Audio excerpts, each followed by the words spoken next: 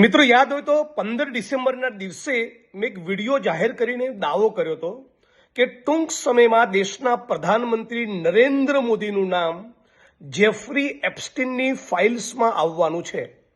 Jeffrey Epstein એ માણસ છે જે દેશ અને દુનિયાના મોટા મોટા પૂંજીપતિઓ, ઉદ્યોગપતિઓ, સ્પોર્ટ્સમેન, સેલિબ્રિટીઝ અને જે પણ સાધન સંપન્ન માણસ છે એમને 18 વર્ષથી નાની દીકરીઓ પ્રોવાઈડ કરતો હતો।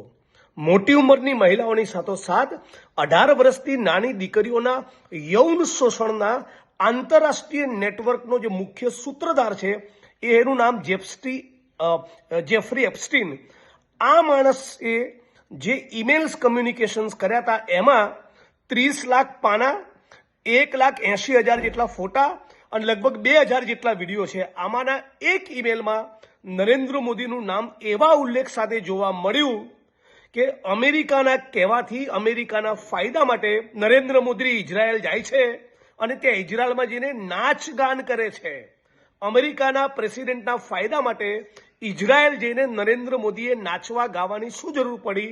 અને જે માનવ તસ્કરી, યૌન શોષણ અને 18 વર્ષથી નાની ઉંમરની દીકરીઓ આખી દુનિયાના લંપટ ચરિત્રહીન માણસોને પહોંચાડતો હતો, એ જેફરી એપ્સ્ટીન સાથે નરેન્દ્ર મોદીને સુવાળા સંબંધો કેમ હતા એની બાબતની સ્પષ્ટતા આ દેશના પ્રધાનમંત્રી નરેન્દ્ર મોદીએ પોતે કરવી જોઈએ। આજે ગઈકાલે ખુલાસો થયો, એ ખુલાસા થકી ભારત અને આખા ગુજરાતની અસ્મિતા ગૌરવ ખંડિત થયા છે। આવા ચરિત્રહીન દુનિયામાં સૌથી વધારે બદનામ માણસ સાથે આપણા દેશના પ્રધાનમંત્રીને સંબંધ હોય, એ બંને એકબીજાના ટચમાં હોય, બીજા એક ત્રીજા રાષ્ટ્રની સેવા ચાકરીમાં લાગેલા હોય, આ બહુ ભયંકર મોટી ચિંતાનો વિષય છે।